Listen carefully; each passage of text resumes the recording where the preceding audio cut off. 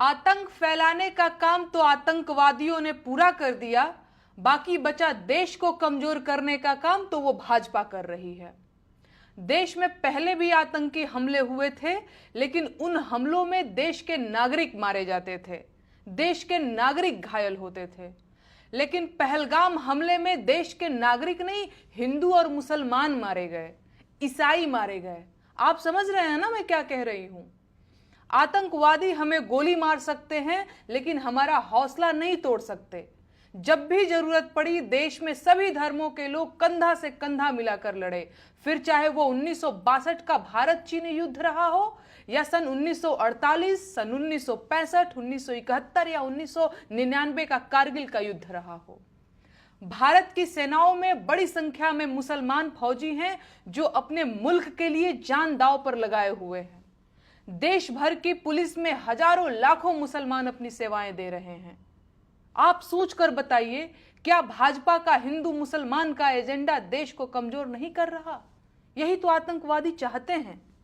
आतंकवादी हमें तोड़ना चाहते हैं और भाजपा की हिंदू मुसलमान की राजनीति उनकी मंशा पूरी कर रही है। क्या यह आतंकवादियों का काम आसान करना नहीं है? और जो आतंकवादियों का काम आसान करे, क्या वो देश का दुश्मन नहीं है? आतंकवादी इस बात से कैसे अनजान हो सकते हैं कि इस वक्त हमारे देश में कैसी राजनीति चल रही है? दुनिया भर को पता है कि इस वक्त भारत में धर्म की राजनीति की जा रही है। आतंकवादियों ने इस जानकारी का थोड़ा सा उपयोग कर लिया और देश भर के न्यूज चैनल हिंदू मुसलमान का राग अलापने लगे कि धर्म पूछ कर मारा, धर्म पूछ कर मारा।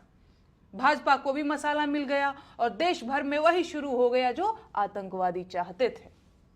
गोली चलाकर वो हमें कभी इतना नुकसान नहीं पहुंचा सकते थे जितना भाजपा वालों ने हिंदू मुसलमान की बातें करके पहुंचा दिया है। हर इंसान के भीतर सांप्रदायिकता का जहर भरने की कोशिश की गई और अब आतंकवादी ज्यादा सफल हो गए। खास बात यह है कि अब तक किसी भाजपाई देशभक्त ने यह सवाल नहीं पूछा कि अडानी को फायदा पहुंचाने के लिए भारत पाकिस्तान सीमा सुरक्षा नियमों में ढील क्यों दी गई। क्या अडानी का मुनाफा इतना ज्यादा जरूरी था? उन्हें नहीं पूछना कि कश्मीर जैसे संवेदनशील जगह पर 2000 सैलानियों की सुरक्षा के लिए एक भी सुरक्षा कर्मी क्यों नहीं मौजूद था?